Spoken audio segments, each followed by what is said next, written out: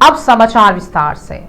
Telugu cinema ने इतिहास रच दिया है। फिल्म RRR के गाने नाटू नाटू को बेस्ट ओरिजिनल सॉन्ग कैटेगरी में नॉमिनेट किया गया, जिसने ऑस्कर अवार्ड जीता है। जिन गानों ने इस गाने को शुरुआत से ही कड़ी टक्कर दी वे थे film tell it like a woman का up launch, Black Panther, Wakanda Forever film का lift me up, film everything everywhere all at once का दिस इज लाइफ और फिल्म टॉप गन मैवेरिक का होल्ड माई हैंड पीछा करते हुए नाटू नाटू गीत ने ऑस्कर जीता।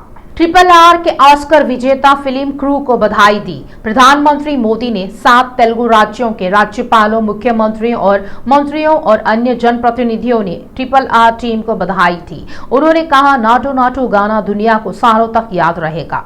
RRR के गाने नाटू नाटू ने ऑस्कर अवार्ड जीतकर सनसनी मचा दी है। जब इस गीत ने अकादमी पुरस्कार जीता तो पूरा देश खुशी की स्थिति में दिखाई दिया। मेगा स्टार चिरंजीवी ने भी खुशी जाहिर की है। एक और भारतीय फिल्म ने अवार्ड जीता है। भारतीय फिल्म द एलिफेंट व्हिस्पर्स ने सर्वश्रेष्ठ वृत्तचित्र लघु फिल्म श्रेणी में ऑस्कर जीता। खास बात यह है कि इस तमिल डॉक्यूमेंट्री ने 95 ऑस्कर अकादमी अवार्ड्स में यह अवार्ड जीता है। रंगारेड्डी हैदराबाद जिलों में टीचर्स MLC निर्वाचन क्षेत्र के लिए मतदान शांतिपूर्ण ढंग से जारी रहा। मतदान सुबह 8 बजे से शुरू हुआ और शाम 4 बजे तक चला।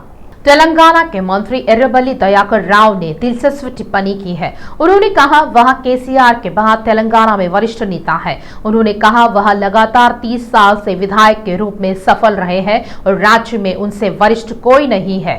मुशीराबाद के विधायक मुठा गोपाल ने कहा, MLC कल्वकुंटला की कविता ने बतकुम्मा उत्सव को दुनिया के सामने लाने का काम किया है। MLC कविता का जन्मदिन धूमधाम से मनाया जा रहा है।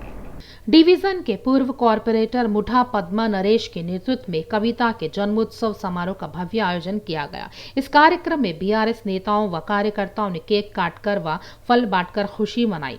इसके बाद उन्होंने कविता को जन्मदिन की बधाई दी। इस कार्यक्रम में मुशीराबाद के विधायक मुठा गोपाल, मुठा जय सिम्हा, BRS प्रदेश के युवा नेता, BRS नेता, कार्यकर्ता आदि शामिल हुए।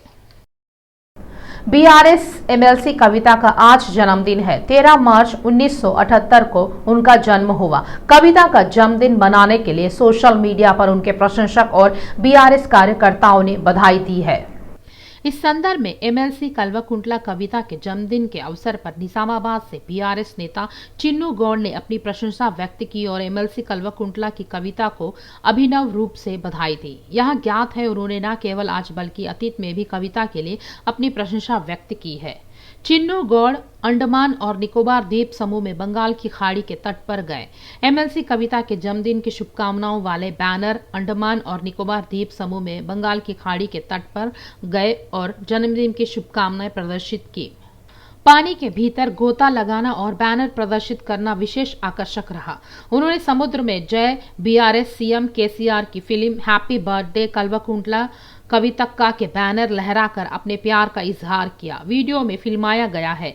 इससे जुड़ा वीडियो टी फूड्स के चेयरमैन मेड़े राजीव सागर ने रविवार दोपहर 12 बजे जारी किया है। ये वीडियो इस वक्त सोशल मीडिया पर वायरल हो रहा है। इससे पहले भी 13 मार्च 2022 को MLC कल्वकुंटला के जन्मदिन के अवसर पर भी TRS पार्टी के निजामाबाद के चिन्नू गौड़ ने महाबलेश्वरम मंदिर के आत्मलिंगम के पास अरेबियन समुद्र किनारे 10 नावों पर MLC कविता की तस्वीरों के साथ गुलाबी झंडे दिखाकर बधाई दी। निजामाबाद के भूमा रेड्डी फंक्शन हॉल के फर्श पर एक आदमी ने 18,000 सिक्कों के साथ 12 फुट की कविता गुड़िया का ढेर लगा दिया। उन्होंने हैप्पी बर्थडे कवितक्का लिखा और अपना स्नेह दिखाया। इसके साथ ही TRS के 2 अन्य नेताओं ने कल्वकुंटला को कविता के जन्मदिन की बधाई दी। कल्वकुंटला की शायरी के प्रति अपने प्यार का इजहार करने के लिए फैंस उनका जन्मदिन धूमधाम से मना रहे हैं। YSR तेलंगाना पार्टी की अध्यक्ष शर्मिला ने मांग की है केंद्र सरकार कालेश्वरम परियोजना के निर्माण में हुए भ्रष्टाचार की जांच करे। उन्होंने आरोप लगाया कालेश्वरम निर्माण 2G स्पेक्ट्रम और कोयला घोटाले से भी बड़ा घोटाला है। शर्मिला ने कहा, वाईएसआर तेलंगाना पार्टी ने कालेश्वरम की जांच की मांग को लेकर 14 मार्च की सुबह दिल्ली के जंतर मंतर से संसद तक रैली निकालने का फैसला किया है। वाईएस शर्मिला ने आरोप लगाया, कालेश्वरम परियोजना केवल कमीशन के लिए बनाई गई है, यह एक अनावश्यक परियोजना है। उन्होंने आरोप लगाया है, मुख्यमंत्री के पद पर आसीन केसीआर परियोजना के निर्माण के बारे में कोरी झूठ बोल रहे हैं। उन्होंने चिंता जताई, रीडिजाइनिंग के नाम पर प्रोजेक्ट की लागत को 3 गुना कर दिया गया है। उसने पूछा, क्या कालेश्वरम परियोजना में कोई भ्रष्टाचार नहीं है? क्या आप चाहते हैं जांच न हो? कम से कम गुणवत्ता तो है। वाईएस शर्मिला ने साफ किया है, वह राज्य की जनता के लिए लड़ रहे हैं। वाईएस शर्मिला ने तेलंगाना के सांसदों से 14 मार्च को होने वाली रैली का समर्थन करने को कहा। मंत्री सबिता इंद्रा रेड्डी ने ऐलान किया, इंटर की परीक्षा के लिए सभी तैयारियां पूरी कर ली गई है। 15 मार्च से शुरू हो रही परीक्षाओं को लेकर जिला कलेक्टरों व शिक्षा विभाग के अधिकारियों के साथ समीक्षा बैठक की गई। मंत्री ने छात्रों को परीक्षा के समय से पहले सभी सुविधाएं प्रदान करने और केंद्रों पर पहुंचने की सलाह दी है। क्या आपने बच्चों को दबाव दूर करने के लिए बुलाया था? चिंता ना करें।